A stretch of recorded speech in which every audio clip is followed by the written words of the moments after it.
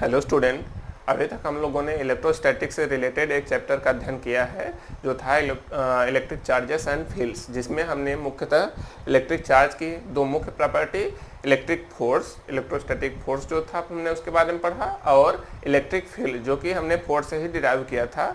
तो उस चैप्टर में उतना ही चीज़ें अध्ययन किया था। बाकी जो इलेक्ट्रोस्टैटिक का पोर्शन है वो स्टूडेंट नेक्स्ट चैप्टर में है, जिसका नाम है electrostatic potential and capacitance.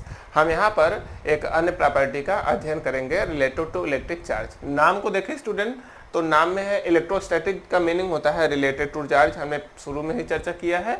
Mainly यहाँ पर हमें जो पढ़ना है वो है potential and capacitance. Electrostatic term हमने शुरू में ही चर्चा किया है student, means it is the part where we are going to study the about the properties of charge. Electro stand for charge and static for in the state of rest, means we are going to study about the properties of charge when it is in the state of rest.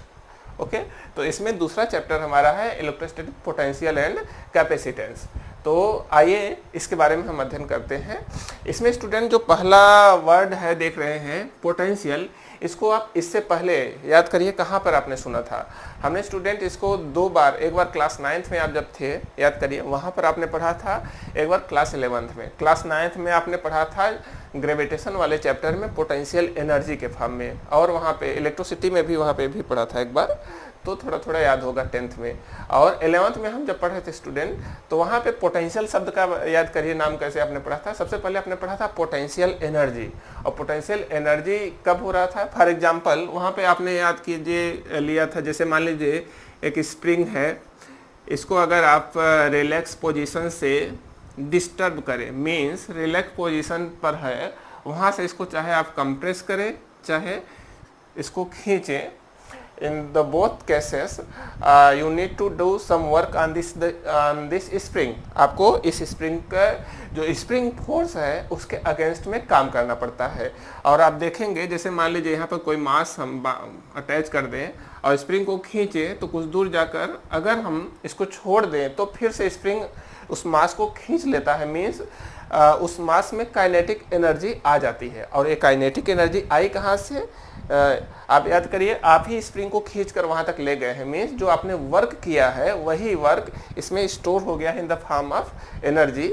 और ये energy इसकी state, विशेष state पर depend कर रहा है। इसको हम लोग नाम दिए थे वहां पर, याद करिए, स्प्रिंग पोटेंशियल एनर्जी।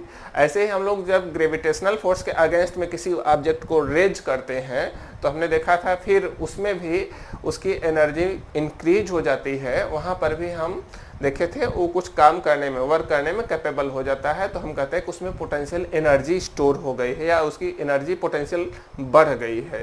तो वहाँ पर स्टूडेंट हम लोगों ने इसके बारे में समझा था। याद करिए इससे रिलेटेड एक और टर्म था जब हम पोटेंशियल एनर्जी पढ़ रहे थे, वो था कंजर्वेटिव फोर्सेस। तो कंजर्वेटिव फोर्सेस क्या होते हैं, ये हमने वैसे क्लास 11th में अच्छे से पढ़ा था स्टूडेंट, लेकिन फिर से एक बार जल्दी से रिवाइज कर लेते हैं। कंजर्वेटिव फोर्सेस स्टूडेंट वे फोर्सेस होते हैं जिनके अगेंस्ट में वर्क डन पाथ पर डिपेंड नहीं करता, ठीक है। Work done by which does not depend on the path by which object is taken, समझ रहे हैं। मीन्स अगर किसी फोर्स के अगेंस्ट में वर्क डन पाथ पे डिपेंड नहीं करता, किस ऑब्जेक्ट को किस रास्ते से ले जाया गया है उस रास्ते से डिपेंड नहीं करता, when it only depends on the initial and final position, then the force involved in such cases is called conservative in nature। इस तरह के केसेस में जो फोर्स वहाँ पे लग रहा होता है उसका नेचर हम कैसा कहते हैं, कंजर्वेटिव है। मीन्स ऐसे ही फोर्स जो है इनके अगेंस्ट में आप वर्क करेंगे तो उस केस में एनर्जी कंजर्व होगी। मीन्स इसके अलावा अगर फोर्स कंजर्वेटिव नहीं होगा तो एनर्जी कंजर्व नहीं होगी। यहाँ पर हम देख रहे हैं अगर फोर्स कंजर्वेटिव है उसके अगेंस्ट में हम वर्क करेंगे तो एनर्जी कंजर्व रहेगी, मीन्स ये किसी न किसी फॉर्म में स्टोर हो जाएगी। It get stored in the another form. Generally हमने देखा था कहाँ स्टोर है, इन the form of potential energy, ठीक है स्टूडेंट। इसके बारे में हम लोगों ने कुछ एग्जाम्पल देखा था, याद करिए। कंजर्वेटिव फोर्स के एग्जाम्पल में जनरली जितने भी नॉन कॉन्टैक्ट फोर्सेस होते हैं वो सभी कंजर्वेटिव होते हैं नेचर में। जैसे ग्रेविटेशनल फोर्स होता है और वैसे फोर्सेस जिनमें सेंट्रल फोर्सेस होते हैं, जैसे इस ग्रेविटेशनल फोर्स भी सेंट्रल फोर्स है, और अभी हमने शुरू किया है electrostatic force, this is also a type of central force, और इसकी बात ये भी एक नॉन कॉन्टैक्ट फोर्स है। तो ऐसे फोर्सेस जो है जनरली हमेशा होते हैं कंजर्वेटिव। उसका कारण ये है स्टूडेंट कि जो नॉन कंजर्वेटिव फोर्स होते हैं उसमें जनरली एनर्जी स्टोर नहीं होने का कारण क्या होता है, it get converted in the form of heat and sound. Generally heat and sound के फॉर्म में एनर्जी कन्वर्ट हो जाती है। इसीलिए ऐसे फोर्सेस को हम कभी कभी डिसिपेटिव फोर्स भी कहते हैं। डिसिपेटिव मीन्स जो है एनर्जी इसमें डिसिपेट हो ये हीट के रूप में कन्वर्ट हो जाती है। जैसे कि इसका एग्जांपल है फ्रिक्शनल फोर्स, विस्कस फोर्स, ये जो है कांटेक्ट फोर्सेस हैं स्टूडेंट। कांटेक्ट फोर्सेस होने की वजह से जब इसके अगेंस्ट में वर्क करते हैं तो एनर्जी हीट में कन्वर्ट हो जाती है। और हम थर्मोडायनेमिक्स में पढ़े थे, अगर एनर्जी हीट में कन्वर्ट हो गई तो पूरी की पूरी हीट को वर्क में कन्वर्ट नहीं किया जा सकता। मीन्स उसको फिर से दोबारा अगर हीट के फॉर्म में चेंज हो गया तो पूरी एनर्जी को विदाउट एनी एक्सटर्नल वर्क हम फिर से हीट वर्क में नहीं कन्वर्ट कर सकते। इसका मतलब एक कंजर्व नहीं रहता है, एक तरह से हम कह सकते हैं इसको। तो इसीलिए ऐसे फोर्सेस को फ्रिक्शनल फोर्स, विस्कस फोर्स, इनको हम नॉन कंजर्वेटिव फोर्स का नाम देते हैं। स्पेशली हमारा यहाँ पर फोकस है स्टूडेंट कंजर्वेटिव फोर्स का, और जिसमें से मेनली हम यहाँ पे किस फोर्स के बारे में पढ़ने वाले हैं, इलेक्ट्रोस्टैटिक फोर्स, मीन्स चार्जेस के बीच का फोर्स। तो यहाँ पे स्टूडेंट आइए इसके बारे में हम और देखते हैं। मीन्स हम लोग क्या देखने वाले हैं, potential energy related to electrostatic force. हमारा फोकस इस चीज पे रहेगा। आइए देखते हैं स्टूडेंट, इसको समझने के लिए एक केस लेते हैं। जैसे मान लीजिए यहाँ पर कोई एक बड़ा सा चार्ज रखा है, suppose some charge capital Q is present somewhere in space, और मान लीजिए कि एक small charge Q is placed somewhere at a distance, suppose r from the capital charge Q। अब देखिए suppose it is placed at a point P, small charge Q, and let this is also positive in nature। अच्छा देखिए, हम जान रहे हैं इससे पहले वाले चैप्टर में जो कुछ पढ़ा है उसके आधार पे स्टूडेंट कि सेम काइंड के चार्जेस हैं, then that's why they will repel each other. तो इनके बीच में जो फोर्स होगा रिपल्सिव होगा नेचर में। और अगर इस चार्ज प्लस Q को हम external with the help of external force, मान लीजिए हम एक्सटर्नल फोर्स की हेल्प से इसको पॉइंट P से कहीं मान लीजिए पॉइंट Q पर ला रहे हैं, तो इस केस में आप देख रहे हैं कि चूंकि ये दोनों रिपेल कर रहे हैं तो इस रिपल्सिव फोर्स के अगेंस्ट में यहाँ पर इलेक्ट्रोस्टैटिक फोर्स जो होगा उसकी डायरेक्शन किधर होगी, आउटवर्ड, क्योंकि ये रिपेल कर रहा है। Fe सपोज लिख दे रहे हैं, इलेक्ट्रोस्टैटिक फोर्स जो है बाहर की तरफ लग रहा है, तो इस चार्ज को उसके नज़दीक लाने में, उसकी तरफ ले जाने में हमें एक्सटर्नल फोर्स को वर्क करना पड़ेगा। इस तरह से P से Q तक ले जा सकता है। अब देखिए स्टूडेंट, इस दौरान ध्यान से समझिए, अगर हम इस तरह से फोर्स लगाएं कि इलेक्ट्रोस्टैटिक फोर्स के इक्वल एक्सटर्नल फोर्स हो, मीन्स जो हम फोर्स अप्लाई कर रहे हैं तो इस तरह से इनफाइनाइटली स्मॉल स्पीड से फोर्स लगा इसको आगे ले जा रहे हैं, मीन्स इसकी स्पीड में कोई चेंज ना हो, means we are moving the charge without acceleration. क्योंकि अगर एक्सेलरेशन आ जाएगा तो हम जो फोर्स लगा रहे हैं उसका वर्क कहाँ कहाँ कन्वर्ट होगा, देखिए इसकी पोटेंशियल एनर्जी में as well as in the form of kinetic energy. क्यों?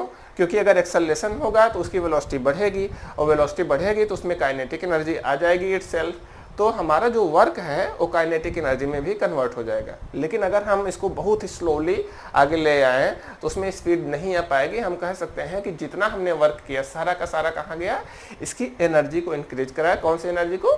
पोटेंशियल एनर्जी को। तो स्टूडेंट, हम देख रहे हैं यहाँ पर टर्म आता है पोटेंशियल एनर्जी। हम कह सकते हैं कि देखिए यहाँ पर जब Q पर था उसकी एनर्जी कुछ थी, लेकिन उसको हम वहाँ से पुश करके P से Q की तरफ लाएंगे तो एनर्जी उसकी क्या होगी, इंक्रीज करेगी। मीन्स जो हम वर्क कर रहे हैं जो हम वर्क कर रहे हैं bringing the charge from point P to point Q, जब हम ले जा रहे हैं तो इस वर्क की वजह से क्या हो रहा है, इसकी एनर्जी बढ़ रही है, इसकी एनर्जी बढ़ रही है। मतलब यहाँ पे एनर्जी यहाँ पर जब था तो देखिए वो कुछ कार्य करने में सक्षम था, क्योंकि अगर इसको हम छोड़ भी दें तब भी वो आगे भागता, means that was capable in doing some work. लेकिन उसको हम नज़दीक लाएं, अब इसके पास और एनर्जी आ गई है, मीन्स इसको हम छोड़ेंगे तो यहाँ से यहाँ तक जाने के लिए इसके पास एक्स्ट्रा एनर्जी है। Means energy at point Q will be greater that of the energy at point P, क्योंकि हमने जो एक्सटर्नल वर्क किया वह भी एनर्जी इसमें ऐड हो गया। So we can say that this energy increases the potential energy of that charge in bringing point P to Q। तो पोटेंशियल एनर्जी अगर पॉइंट Q पर U है Q और potential energy at point P पर है UP, तो हम कह सकते हैं difference in potential energy will be equal to the work done in bringing that charge from point P to point Q। इस तरह से हम इसको कह सकते हैं। अच्छे स्टूडेंट, इसको थोड़ा सा और समझने का चलिए प्रयास करते हैं। हम ए देख रहे हैं, इसको अगर हम ध्यान से देखें इस एक्सप्रेशन को, तो राइट हैंड साइड वाला जो टर्म है ए है डिफरेंस इन पोटेंशियल एनर्जी, और जो लेफ्ट हैंड साइड टर्म है ए है वर्क। अब जरा वर्क को आप समझते हैं। हम जानते हैं स्टूडेंट, वर्क एक ऐसी क्वांटिटी है जो कि किसी एक पॉइंट पर डिफाइंड नहीं होती, एक पॉइंट फंक्शन नहीं है। इसका मतलब जो पोटेंशियल एनर्जी का डिफरेंस है ये दोनों अगर साथ में है तभी ये मीनिंगफुल टर्म है। अगर हम कहें potential energy eight a certain point, किसी एक पॉइंट पर कहें, तो बहुत ही अच्छा जो है मीनिंगफुल टर्म नहीं रहेगा। क्यों? क्योंकि हम देख रहे हैं लेफ्ट हैंड साइड जो है ये एक पॉइंट पे डिफाइंड ही नहीं है।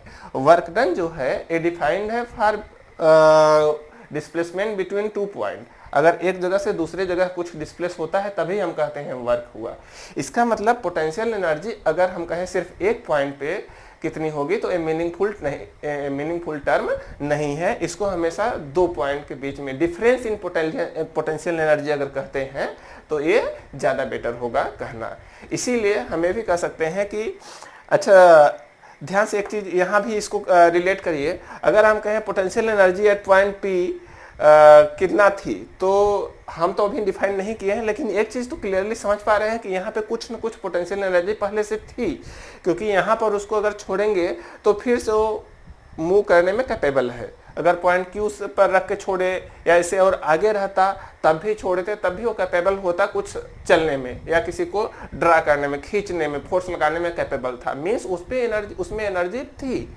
तो हम कह सकते हैं स्टूडेंट कि अगर इलेक्ट्रिक फील्ड में कोई चार्ज कहीं भी किसी भी पॉइंट पर है, then it is capable in doing some work and hence we can say that it poses some potential energy always.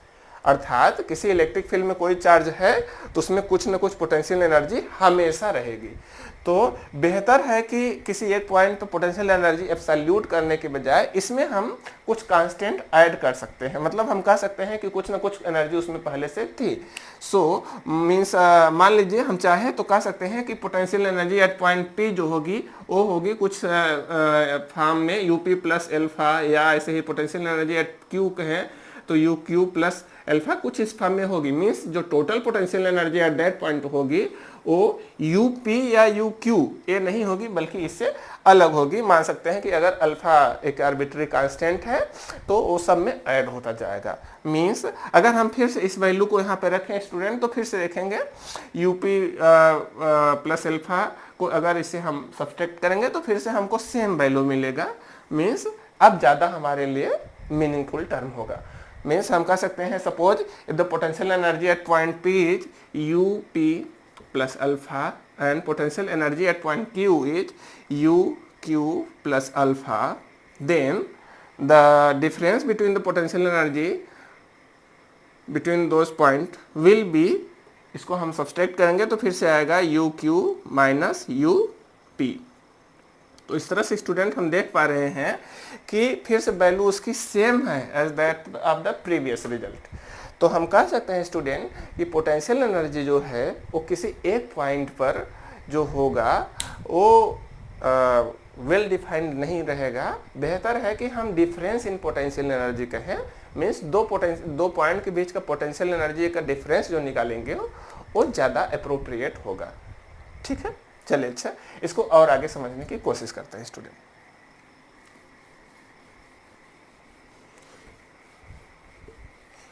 देखिए स्टूडेंट, यहाँ पर जो हम लोगों ने डिटरमाइन किया पोटेंशियल एनर्जी, आप ध्यान से देखिए, हम जानते हैं कि पोटेंशियल एनर्जी जो निकालेंगे, हमने देखा कि वर्क डन पोटेंशियल एनर्जी के बजाय पोटेंशियल एनर्जी का डिफरेंस जो है वो ज़्यादा मीनिंगफुल है, जिसको हम लोग वर्क से डिटरमाइन कर रहे थे।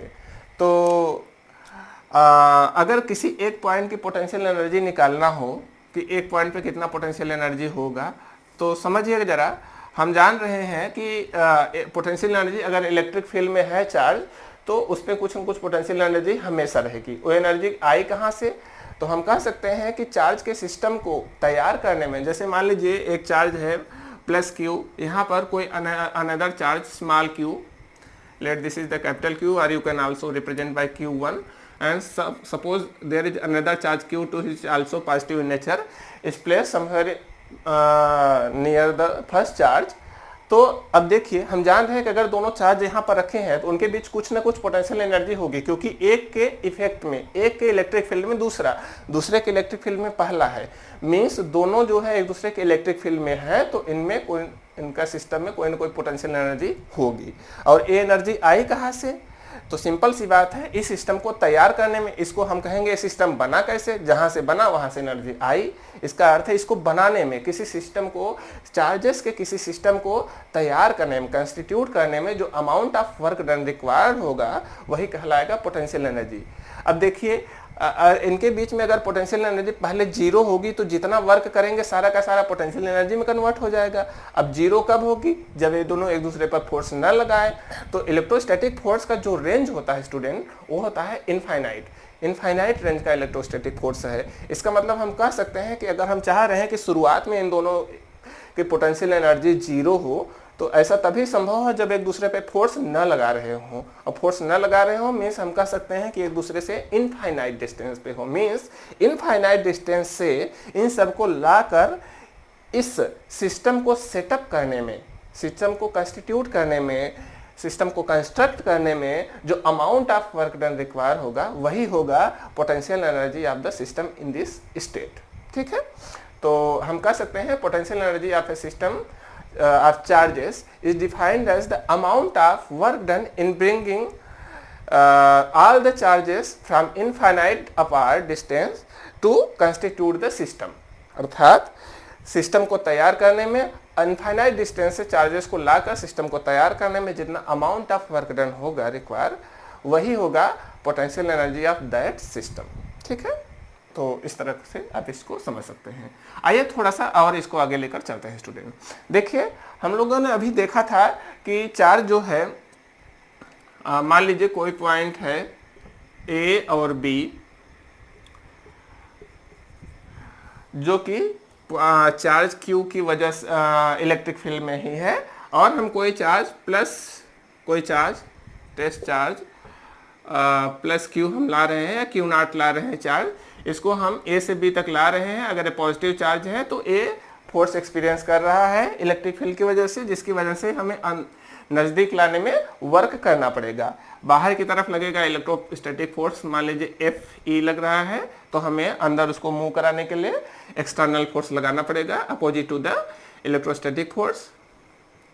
और हम चाह रहे हैं कि सारा का सारा वर्क एंड पोटेंशियल एनर्जी में कन्वर्ट हो। In that case we must apply the force F external equal to Fe, तभी नेट फोर्स होगा zero, and there will not be any acceleration in the charge, and hence total work done by the external force will transform into potential energy of the system। ठीक है, चलिए अच्छा और आगे इसको समझने की कोशिश करते हैं।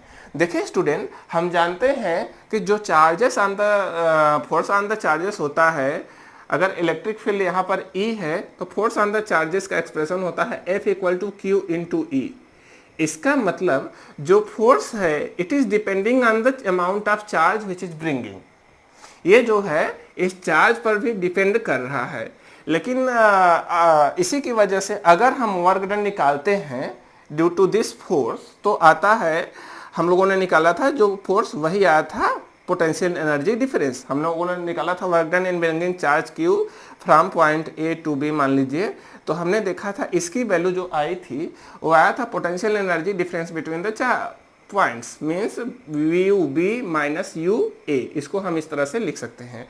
लेकिन देखिए स्टूडेंट, ये जो वर्क डन है हम देख रहे हैं इस फोर्स की वजह से है, और ये फोर्स जो है इलेक्ट्रोस्टैटिक फोर्स पर डिपेंड कर रहा है, और इलेक्ट्रोस्टैटिक फोर्स जो है वो डिपेंडिंग ऑन द क्यू, जो चार्ज ला रहे हैं उस पर डिपेंड कर रहा है ये फोर्स। इसका मतलब ये वर्क डन डिपेंड होगा इस चार्ज क्यू पे।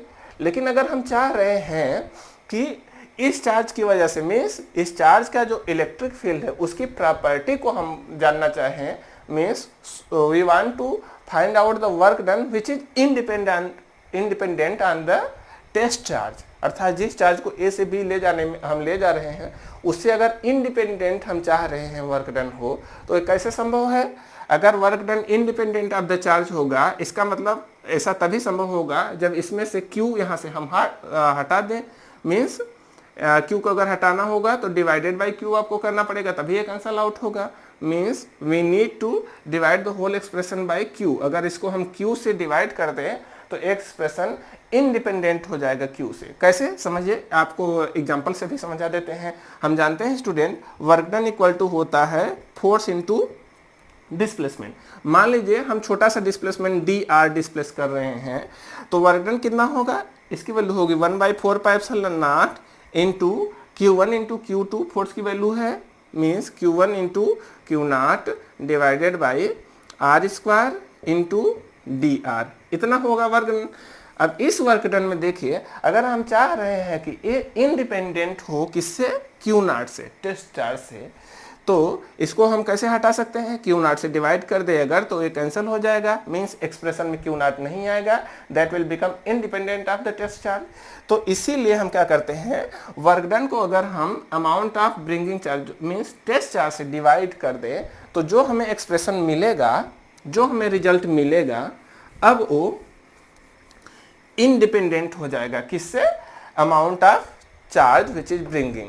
तो इस केस में हम देख रहे हैं कि जो वैल्यू आ रही है, ध्यान से समझिए, W को हम क्या किए हैं? Q0 से डिवाइड कर दिए हैं। अब ये क्या हो गया? Independent of the test charge. ये जो क्वांटिटी है अब टेस्ट चार्ज पे डिपेंड नहीं कर रही है। तो ये अब क्या बताएगा? अब श्योरली ये बताएगा, इस देखिए यहाँ पर एक चार्ज है, ये दूसरा चार्ज है, दूसरा चार्ज से इंडिपेंडेंट हो गया। इसका अर्थ क्या हुआ कि जो भी अब बचेगा वो सिर्फ इस चार्ज की वजह से आएगा। इसका मतलब हम इस चार्ज की प्रॉपर्टी फाइंड कर रहे हैं at point A and point B. हमने अब क्या हमारे पास बचा है? ये चार्ज बचा है, पॉइंट ए बचा है, पॉइंट बी बचा है। इसका मतलब इस चार्ज की पॉइंट ए और पॉइंट बी पर प्रॉपर्टीज बची है, जो हम ये फाइंड आउट कर रहे हैं। और इसको अब हम नाम देते हैं पोटेंशियल, इसको हम नाम देते हैं इलेक्ट्रोस्टैटिक पोटेंशियल। तो हमारा अगला टर्म जो हम सीखने जा रहे हैं ये ज़्यादा इंपॉर्टेंट है स्टूडेंट, इलेक्ट्रोस्टैटिक पोटेंशियल। हम देख रहे हैं इसकी वैल्यू क्या आ रही है?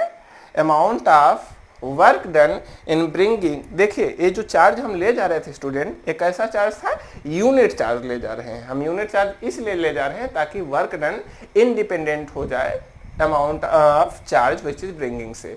तो इसीलिए हमने यूनिट चार्ज लिया। और जनरली जो डिफिनीशंस होते हैं स्टूडेंट हमेशा पॉजिटिव चार्ज से बनाए, हमने शुरू से ही लिया है कि जो भी डिफिनीशन है हमेशा पॉजिटिव चार्ज की हेल्प से उसको डिफाइन करते हैं। तो हम कहेंगे it is the amount of work done in bringing, किसको ले जा रहे हैं? यूनिट चार्ज, जो कि कैसा है? पॉजिटिव। और ये टेस्ट चार्ज है, और टेस्ट चार्ज जो होता है इसका साइज भी ध्यान दीजिए स्टूडेंट। मान लीजिए हम यहाँ से टेस्ट करने के लिए, इसकी प्रॉपर्टी टेस्ट करने के लिए हम यहाँ चार्ज ला रहे हैं, लेकिन पता चला हम बड़ा सा चार्ज लेकर टेस्ट करने लगे, तो क्या होगा? इस चार्ज की वजह से ये कन्फिगरेशन चेंज हो सकता है, ये पता चल रहा है ढकला जाए, आगे की तरफ धकेला जाए, मतलब इसकी पोजीशन चेंज हो जाए। तो अगर ये चेंज हो जाएगा तो इसकी वजह से जो पहले प्रॉपर्टी थी क्या वहां रह जाएगी? नहीं, ये अगर दूरी हो जाएगा तो इसकी वजह से प्रॉपर्टी चेंज हो जाएगी। लेकिन हम इसकी वजह से अगर प्रॉपर्टी डिटरमाइन करना चाह रहे हैं तो हम चाहेंगे कि ये अनडिस्टर्ब रहे, मतलब इसका कोई चेंजेस ना आए। इसलिए हम जो चार्ज लाते हैं तो उसका अमाउंट, उसका मैग्नीट्यूड बहुत ही छोटा लेते हैं। मीन्स टेस्ट चार्ज जो है हमेशा इतना छोटा हो ताकि ये पहले से जो कॉन्फ़िगरेशन है सिस्टम का उसको डिस्टर्ब ना करे। That's why we always tries to bring test charge which have a magnitude which is infinitely small, means tends to 0। इतना छोटा सा टेस्ट चार्ज हमेशा लाते हैं। तो हम फिर से डिफाइन कैसे करेंगे? अब देखिए स्टूडेंट, हम देख रहे हैं कि अब जो क्वांटिटी आ रही है वो इंडिपेंडेंट हो जाएगी किससे? क्यू नॉट से। और इसको हम क्या नाम देंगे? पोटेंशियल एनर्जी का डिफरेंस कहने के बजाय इसको हम कहते हैं अब पोटेंशियल डिफरेंस। मीन्स हम कहेंगे V B minus V A. इसको हम डेल्टा वी से भी डिनोट कर सकते हैं या सिर्फ वी से भी कभी कभी डिनोट करते हैं। तो हम कह सकते हैं potential difference between two points is defined as, इसको हम कैसे डिफाइन कर सकते हैं student? It is the amount of work done in bringing unit positive test charge from one point to another point. Means unit charge को एक point से दूसरे पॉइंट पे ले जाने में जो वर्क करना पड़ता है वही वर्क के इक्विवेलेंट होगा amount of potential difference, the value of potential difference between those two points. ठीक है। फिर से स्टूडेंट इस एक्सप्रेशन को आप ध्यान से देखेंगे तो इसमें आप पाएंगे कि जो राइट हैंड साइड है मीन्स वर्क, ये जो है पाथ फंक्शन है। मीन्स ये जो है सिर्फ एक पॉइंट पे डिफाइंड नहीं है, मतलब एक जगह से दूसरे जगह अगर कोई चीज मूव कर रही है तभी डिफाइन है। इससे ये भी प्रूव होता है कि जो लेफ्ट हैंड साइड है ये भी एक जगह पे एक पॉइंट पे डिफाइन नहीं होना चाहिए। मीन्स फिर से हम वही काम कहेंगे जो यहाँ पर कह रहे थे कि पोटेंशियल एट ए पॉइंट जो है वो बहुत ही मीनिंगफुल टर्म नहीं है। हम अगर बेहतर होगा कि कहे potential difference between two point तो वो ज़्यादा मीनिंगफुल रहेगा। ठीक है। तो इसीलिए हमेशा हम पोटेंशियल डिफरेंस मेजर करते हैं instead of getting the potential at any point. ठीक है। चलिए अच्छा इसको थोड़ा सा और आगे सीखते हैं। यहाँ से देखिए हम लोगों ने क्या सीखा स्टूडेंट कि पोटेंशियल होता क्या है। पोटेंशियल का अगर यूनिट की बात करें एसआई यूनिट तो हम देख रहे हैं क्या हो रहा है, जूल पर कूलम। ये इलेक्ट्रोस्टैटिक पोटेंशियल जो होगा इसकी वैल्यू यहाँ पर आ रही है V equal to W by Q. Short form में लिखे तो इसका एसआई यूनिट यहाँ से हम देख रहे हैं क्या आ रहा है, वर्क की यूनिट डिवाइडेड बाय चार्ज की यूनिट होगा जूल पर कूलम। अब इसको ही हम नाम देते हैं वोल्ट। तो हो जाता है रिलेशन बिटवीन इलेक्ट्रोस्टैटिक इनकी यूनिट के बीच में जो रिलेशन आएगा वो आएगा 1 वोल्ट इक्वल टू आएगा 1 जूल पर कूलम। मीन्स यहाँ से अगर हमें 1 वोल्ट को डिफाइन करना हो तो हम कह सकते हैं if 1 joule of work is required to bring 1 coulomb of charge from one point to another point, then the potential difference between those 2 points must be equal to 1 volt। समझ रहे हैं? यदि 1 कूलम आवेश को एक जगह से दूसरे जगह ले जाने में 1 जूल काम करना पड़ता है तो उन दोनों पॉइंट्स के बीच में पोटेंशियल डिफरेंस होगा 1 वोल्ट। तो इस तरह से हम 1 वोल्ट को भी डिफाइन कर सकते हैं। ठीक है स्टूडेंट। हम देख रहे हैं वैसे भी कि ये जो है वर्क से डिटरमाइन किया जा रहा है। वर्क एक स्केलर क्वांटिटी है। That's why we can say that potential energy as well as potential is also a scalar quantity. ठीक है। आइए स्टूडेंट इसको थोड़ा सा और आगे सीखते हैं। हमने यहाँ पे स्टूडेंट देखा कि potential between difference of potential between 2 points किस तरह से डिफाइन करेंगे। लेकिन अगर आप चाहें स्टूडेंट ना तो किसी एक पॉइंट पे पोटेंशियल को भी थोड़ा सा कंसेप्चुअल बना सकते हैं। जैसे कि हम लोगों ने अभी चर्चा किया स्टूडेंट कि जो पोटेंशियल एनर्जी होता है, पोटेंशियल एनर्जी किसी सिस्टम का किसी एक पॉइंट पे डिफाइन करना है तो हमें कहना पड़ेगा कि ये जो है कहाँ से लाकर बनाया गया है, इस सिस्टम को कैसे लाकर डिफाइन तैयार किया गया है। तो हमने देखा था कि अगर चार्ज को इनफाइनाइट से किसी पॉइंट तक लाते हैं तो उस केस में हम कह सकते हैं कि जो अमाउंट ऑफ वर्क डन हुआ है उस सिस्टम को तैयार करने में वही है उसकी पोटेंशियल एनर्जी है, हम लोगों ने वहाँ पे सीखा। और अभी जो एक्सप्रेशन हमने पढ़ा उसके बेसिस पे भी हम कह सकते हैं, जैसे हम लोगों ने देखा कि VA माइनस VB जो है that is given bye amount of work done from B2A divided by amount of charge which is bringing. ये है expression for potential difference in potential difference भी इसको कह सकते हैं।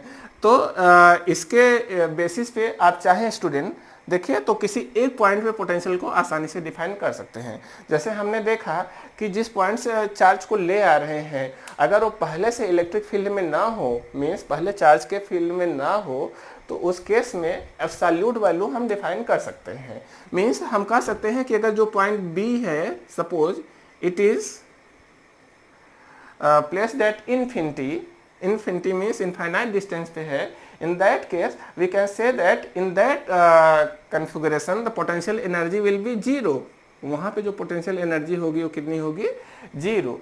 तो इसको अगर वैल्यू यहाँ पर प्लेस करें तो हम यहाँ पर पाएंगे कि VA माइनस VB वैल्यू है zero, that will become equal to WB2A means infinity to A divided by Q। इसको सिंप्लीफाई अगर हम करना चाहें तो हम जान रहे हैं माइनस की जीरो का कोई मतलब नहीं होता, तो आपका ये एक्सप्रेशन आएगा। इसके बेसिस पे आप चाहे स्टूडेंट तो potential energy at certain point देखिए डिफाइन कर सकते हैं। हम कह सकते हैं potential at a point is given by amount of work done in bringing unit positive test charge from infinity to that point. ठीक है, तो इस तरह से potential at a point define किया जा सकता है स्टूडेंट। चलिए अच्छा, हम आगे चलते हैं, थोड़ा सा इसका कुछ जो है एप्लीकेशन लेते हैं।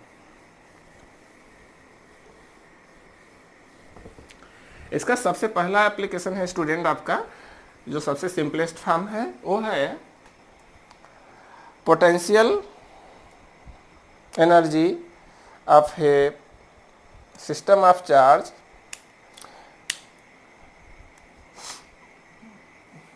या कहे कि potential due to a point charge at a point. ठीक है, हमारा पहला इसका एप्लीकेशन है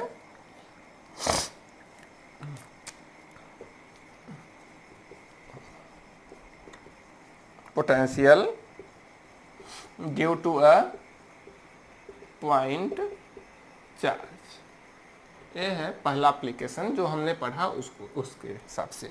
आइए देखते हैं स्टूडेंट। मान लीजिए suppose in space there is a point charge plus Q is placed, and due to this charge we want to determine the electrostatic potential at a point P, suppose, which is situated at a distance r from the given point charge। इस point charge से r distance पे एक point P है where we want to determine the electrostatic potential due to this charge. ठीक है, इसके लिए student हम जानते हैं कि पोटेंशियल जो है, पोटेंशियल चाहे डिटरमाइन करना हो चाहे पोटेंशियल एनर्जी डिटरमाइन करना हो, वो बेसिस उसका क्या है? Work done. उसको हम वर्क से ही रिलेट करके फाइंड आउट करते हैं। तो हमें जो है वर्क अगर फाइंड करना है, वर्क से इसको फाइंड करना है, तो वर्क कब होगा? जब इनके कहीं न कहीं फोर्स इन्वॉल्व हो, और फोर्स के लिए हमें कम से कम दो चार्जेस लेना पड़ेगा। That's why we are placing here a test charge Q naught. Suppose here we are placing a test charge plus Q naught which is at a distance, let the distance is r dash, or you also can take here distance a and here the distance r। मान लीजिए a distance पे हमें determine करना है और हमने arbitrary distance r पर एक टेस्ट चार्ज लिया Q नॉट। अब देख रहे हैं कि यहाँ पर चूंकि ये चार्ज इलेक्ट्रिक फील्ड में है, तो एक्सपीरियंस करेगा अपने ऊपर एक इलेक्ट्रोस्टैटिक फोर्स जो है इलेक्ट्रोस्टैटिक फोर्स, और इसको हम अगर चाह रहे हैं पोटेंशियल डिटरमाइन करना इसकी हेल्प से, तो हमें वर्क चाहिए और वर्क के लिए हमें डिस्प्लेस करना पड़ेगा। So suppose by the application of external force this charge it is displaced by a very small distance dr, or you can say delta r,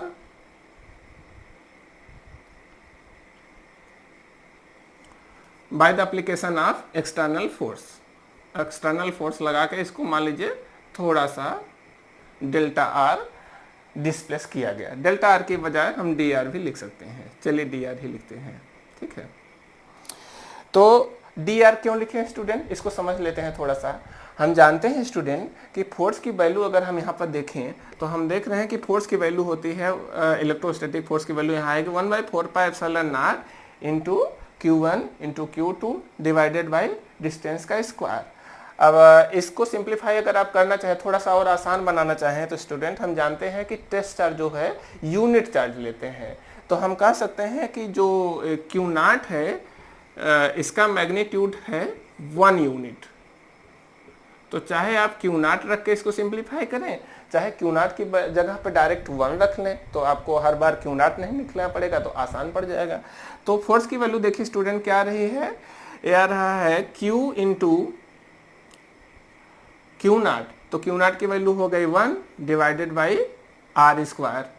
तो हम देख रहे हैं स्टूडेंट ये जो फोर्स है 1 से मल्टीप्लाई करेंगे तो कोई वैल्यू चेंज नहीं होगा, तो 1 मिटा दे रहे हैं हम देख रहे हैं स्टूडेंट यहाँ पर जो एक्सप्रेशन फॉर द फोर्स है ये डिपेंडेंट है आर पे, मींस डिस्टेंस पे। ये जो है कांस्टेंट फोर्स नहीं है बल्कि ये वेरिएबल फोर्स है। जैसे जैसे उसको मूव कराएंगे आर चेंज होगा तो फोर्स चेंज होगा। तो वेरिएबल फोर्स के केस में स्टूडेंट हम क्या करते हैं, हम बहुत स्मॉल, इनफाइनाइटली स्मॉल डिस्टेंस लेते हैं ताकि हम ये कंसीडर कर सके कि उस दूरी के दौरान फोर्स की वैल्यू कांस्टेंट थी। तो इसीलिए हमने लिया है डिस्टेंस डी आर। ठीक है, समझ गए आप। चलिए अच्छा आगे चलते हैं। अब देखिए हम इसको अगर आर्बिट्री डिस्टेंस, छोटा सा वेरी इनफाइनाइट स्मॉल डिस्टेंस लिए D R, in that case the work done by that external force will be कितना होगा। देखिए स्टूडेंट हम जान रहे हैं कि वर्क डन की value, work done by the external force जो होगा it will be equal to 1/4πε0। हम जानते हैं कि वर्क डन इक्वल टू होता है फोर्स इनटू डिस्प्लेसमेंट। तो डिस्प्लेसमेंट है डी आर। अब चूंकि हम देख रहे हैं बहुत थोड़ा डिस्प्लेस कर रहे हैं तो वर्क भी जो है बहुत थोड़ा सा होगा डी डब्ल्यू। तो डी डब्ल्यू इक्वल टू क्या होगा, एफ इंटू डी आर। तो ये हो जा रहा है 1/4πε0 into Q by R square divided by D R. अब देखिए स्टूडेंट यहाँ पर एक चेंज आपको करना पड़ेगा। हम देख रहे हैं यहाँ पर कि जैसे जैसे चूंकि आर को हम मेजर कहाँ से कर रहे हैं, चार्ज से, मतलब चार्ज को कंसीडर कर रहे हैं, it is placed at origin. तो यहाँ से डिस्टेंस अगर हम मेजर कर रहे हैं और टेस्ट चार्ज को इस चार्ज की तरफ, ओरिजिन की तरफ ला रहे हैं, तो जैसे जैसे आगे बढ़ेंगे डी आर बढ़ेगा। देखिए जैसे जैसे आगे लाएंगे तो डी आर की वैल्यू क्या होगी, हम देख रहे हैं फाइनल डिस्टेंस कम होगी, इनिशियल डिस्टेंस ज़्यादा होगी। तो वर्क डन की वैल्यू जो होगी क्या होगी, डी आर की वैल्यू आएगी नेगेटिव, लेकिन वर्क डन तो पॉजिटिव आ रहा है क्योंकि एक्सटर्नल फोर्स जिधर फोर्स अप्लाई कर रहा है उधर ही वर्क हो रहा है, उधर ही डिस्प्लेसमेंट हो रहा है। So work done by the external force is positive. So for making W positive, we must place a negative sign here so that we get right hand side also positive। ठीक है, यहाँ पर हमने negative sign क्यों use किया, क्योंकि हम देख रहे हैं कि जो डी आर का साइन है वो आ रहा है नेगेटिव, डी आर नेगेटिव आ रहा है, लेकिन टोटल वर्क अगर हमें पॉजिटिव चाहिए तो हमें माइनस यहाँ पहले से मल्टीप्लाई करना पड़ेगा। Okay, so for finding total work, यहाँ से देखिए स्टूडेंट अगर हम थोड़ा सा वर्क डिटरमाइन किए हैं तो इंटीग्रेशन की हेल्प से हम इसको टोटल वर्क फाइंड कर सकते हैं। कैसे, for determine total work we need to integrate this expression, means W equal to क्या होगा, इंटीग्रेशन ऑफ डी डब्ल्यू। और हम जानते हैं किसी पॉइंट पर पोटेंशियल की डिफिनेशन में चार्ज को कहाँ से कहाँ ले जाते हैं, इनफाइनाइट से सर्टेन पॉइंट पे, means we need to bring the charge from infinity to that point P। Means distance क्या होगी, it will become equal to 1/4πε0 into q by r square into dr।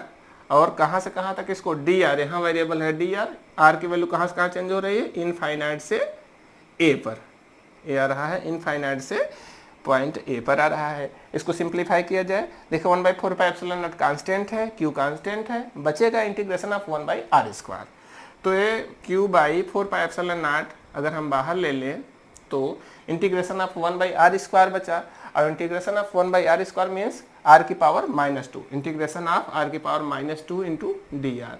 तो ये क्या हो जाएगा स्टूडेंट, इसको आप सिंप्लीफाई करेंगे तो आएगा माइनस आर की पावर -2 + 1 डिवाइडेड बाई -2 + 1, तो आएगा -1/r। तो यही वैल्यू यहाँ पर प्लेस कर दीजिए, ये आएगा इंटू -1/r, और यहाँ जो माइनस था स्टूडेंट इसको प्लेस करते जाएंगे, यहाँ माइनस पहले से था तो इस वैल्यू को प्लेस कर देंगे, मल्टीप्लाइड होके दोनों प्लस हो जाएंगे, ये हो जाएगा 1/r। इसकी लिमिट आप रख देंगे infinite to r, infinite to r की लिमिट क्या है a। तो ये आएगा टोटल वर्क, इसकी वैल्यू अगर हम फिर से प्लेस कर दें तो 1/a माइनस 1/इनफाइनाइट, 1/इनफाइनाइट की वैल्यू हो जाएगी 0, तो ये हो जाएगा फाइनली W = 1/4πε0 इंटू Q/a। ठीक है, ये होगा final expression for the work done in bringing that charge from infinite to that point. और हम जानते हैं स्टूडेंट, ये जो वर्क कर रहे हैं यही वर्क किस में कन्वर्ट हो गया है, पोटेंशियल में। तो हाँ, यही हो जाएगा value of potential due to this point charge Q at a distance a। तो expression for the potential will be same, अर्थात यही होगा वैल्यू ऑफ पोटेंशियल V। तो हम कह सकते हैं अगेन V इक्वल टू क्या हो जाएगा 1/4πε0 इंटू Q/a, जहाँ की a क्या है, it is the distance from that point charge. तो इस एक्सप्रेशन को अगर हम ध्यान से देखें स्टूडेंट, तो हम देख पा रहे हैं कि डिस्टेंस बिटवीन द चार्ज से पोटेंशियल के साथ जो रिलेशन है वो कैसा है, इनवर्सली प्रोपोर्शनल है। मींस अगर हम ग्राफ प्लॉट करेंगे between the potential and distance from the point charge, तो ये होगा, let we are plotting the graph between potential and distance, then यहाँ पे देखिए V और A के बीच में जो रिलेशन है वो कैसा है, इनवर्सली प्रोपोर्शनल। मीन्स जो ग्राफ होगा ये कैसा होगा, इस तरह से रेक्टेंगुलर हाइपरबोला, इस तरह का ग्राफ आएगा। तो यहाँ तक स्टूडेंट आज हम पढ़ेंगे। एक्चुअली टाइम हमें लिमिटेड रखना है, तो बाकी चीज़ें हम नेक्स्ट वीडियो में लेकर चलेंगे। ठीक है, मिलते हैं आपसे हम नेक्स्ट वीडियो में। Thank you.